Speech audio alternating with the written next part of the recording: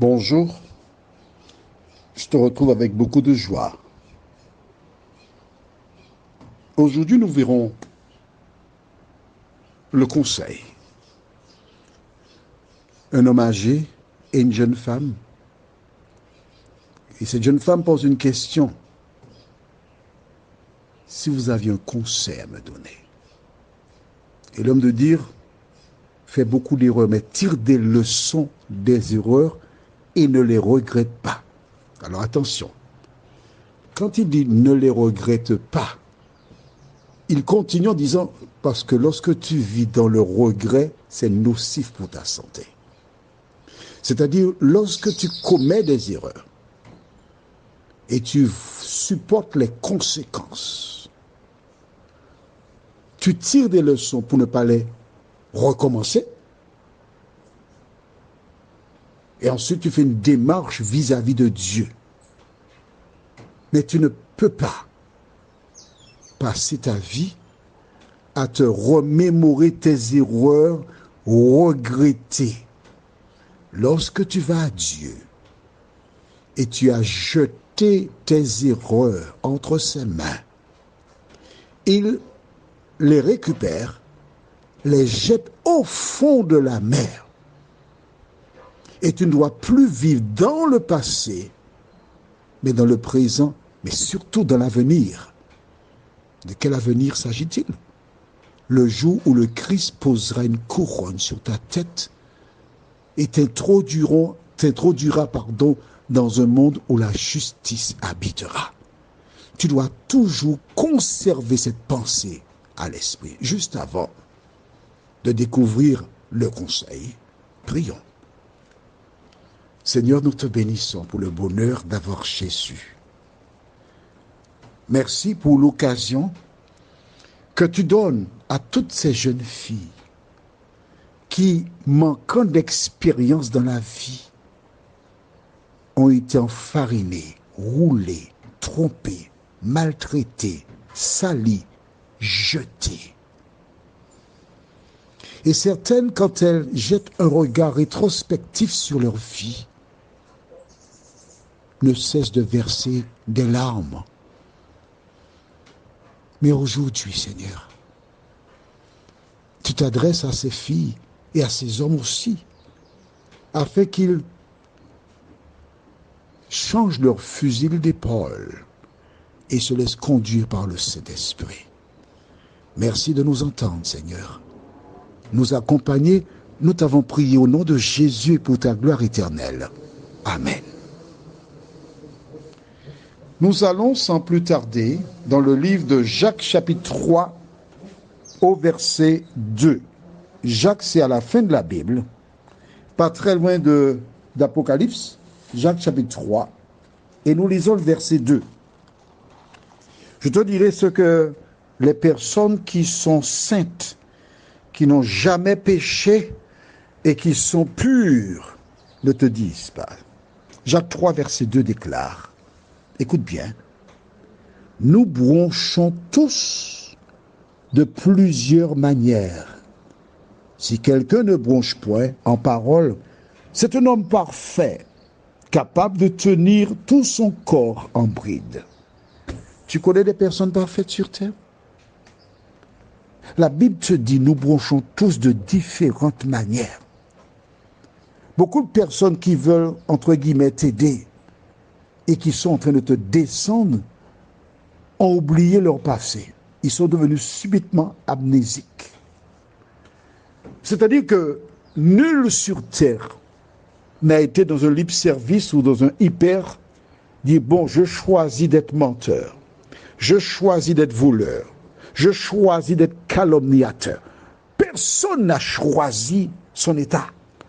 Car depuis Ève et Adam, nous sommes devenus des pécheurs. Et nous bronchons tous de différentes manières. Là, nous sommes sur le même pied d'égalité. Bon, maintenant que tu sais que tu bronches, qu'est-ce qui te reste à faire? Nous allons dans le livre de 1 Jean, chapitre 1er, les versets 8 à 10. 1 Jean 1, verset 8 à 10 déclare: si nous disons que nous n'avons pas de péché, nous nous séduisons nous-mêmes et la vérité n'est point en nous. On s'arrête ici. Pour bien comprendre ce que je viens de lire, écrit dans le cahier 1 Jean 3, verset 4. Oh, merci, le cahier de 300 pages. Tu n'étais pas au courant? Ah, excuse-moi. Il te faut avoir un cahier de 300 pages, la Bible, une pointe et le portable pour écouter l'audio. D'autant que ces audios que tu écoutes actuellement ne seront plus d'actualité à partir du 1er janvier 2024. Et j'expliquerai ça sous peu, à cause de la 5G. D'accord? Alors, tu écris 1 Jean 3, verset 4, et ensuite tu écris Jean 14, verset 6. 1 Jean 3, verset 4, et Jean 14, verset 6. Les anciens, parce que oui, il y a des anciens qui sont là depuis plus de 7 ans, hein, mais qui restent au même endroit, quoi. Leur moteur est bloqué. 1 Jean 3, verset 4 déclare: quiconque pêche transgresse la loi, et le péché est la transgression de la loi. Je reprends pour toi? D'accord. Mais lis aussi dans la Bible, hein, parce que je t'ai donné la référence suffisamment tôt pour que tu cherches. Au risque de me répéter, tu ne dois jamais te contenter de ce que dit quelqu'un. Il faut faire comme les Béréens. Examiner chaque chose que l'on te dit pour voir si c'est exact. D'accord? Bien. 1 Jean 3, 4 déclare donc: quiconque pêche transgresse la loi, et le péché est la transgression de la loi. Lisons maintenant Jean 14, verset 6. Jésus lui dit: je suis le chemin, la vérité et la vie. Nul ne vient au Père que par moi. La Bible est donc un ouvrage codé. Quand tu lis une référence, il faut appliquer le code. Exemple: péché, c'est transgression de la loi. Vérité, c'est Jésus. Alors, je relis le verset 8. Si nous disons que nous n'avons pas de transgression de la loi, nous nous séduisons nous-mêmes et Jésus n'est point en nous. Tu vois comment c'est clair? Celui qui dit que je ne transgresse pas la loi de Dieu est un menteur et Jésus n'est pas dans cette personne. La question est de savoir, est-ce que Jésus est en toi? Celui qui regarde les jeunes s'habiller avec... ce sont des filles, pour la plupart, souvent, qui ont été achetées du tissu pour faire une robe, mais malheureusement, elles n'avaient pas la quantité exacte. Donc, il manque du tissu pour la robe. Ce qui fait que, au lieu d'arriver en dessous du genou, ça arrive bien plus haut très haut dans les cuisses. Et au lieu de t'approcher vers cette jeune fille pour lui dire: écoute, combien de mètres as-tu acheté? Je vais t'acheter 1 mètre de plus pour que tu aies une robe un peu plus longue, décente, comme dit la Bible. Tu as vu comment elle est habillée, la fille? Non. Elle se dit chrétienne. Est-ce qu'une chrétienne s'habille comme ça? Tu es un mal parlant. Mais oui, tu es un pécheur. Et cette action-là te fermera la porte du ciel. Mais bien sûr, quel est ton devoir? D'aller voir cette jeune fille en aparté, avec tact, avec sagesse, avec l'amour de Jésus.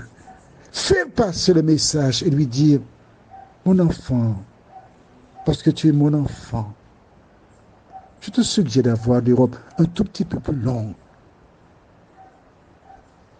Mais tu n'as pas le courage de le faire. Par contre, tu as l'audace d'aller... Et as-tu vu la robe d'un tel? As-tu vu un verset de la Bible où Jésus se comporte ainsi? Tu peux être irréprochable sur tout ce que dit la Bible, mais pour ça seulement, tu es une personne perdue. On continue jusqu'au verset 10. Si nous confessons nos péchés, il est fidèle et juste pour nous les pardonner et pour nous purifier de toute iniquité. Toi qui m'écoutes, tu as eu des moments difficiles dans ta vie. Tu as fait des choses qui te font rougir, qui te font pleurer. Et quand tu y penses, tu es malheureuse. Je voudrais te dire qu'à partir de ce jour, tu ne dois plus être malheureuse. Tout ce que tu as à faire, c'est de reconnaître et de dire: Seigneur, j'ai erré par le passé. Je reconnais que j'ai mal agi. Je te demande pardon et aide-moi à ne pas recommencer. C'est tout ce que tu as à faire. Et quand tu as dit ça à Jésus, ne répète pas ça tous les jours. Seigneur, je te demande pardon parce que j'étais une prostituée. Je te demande pardon parce que j'avais tué. Je te demande pardon. Non! Une fois que tu as demandé pardon à Dieu, si tu crois en Dieu, une fois que tu as délaissé, il te pardonne. Et c'est fini.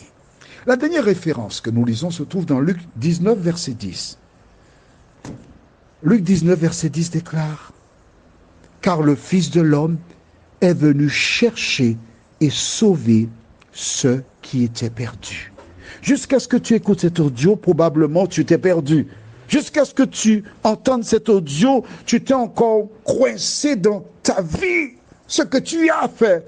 Mais moi, je te propose de pointer ton regard sur l'étoile du matin, Jésus. Et de remplir ton cerveau d'images de Jésus qui un jour te regardera dans les cieux et te dira, mon enfant, je suis fier de toi.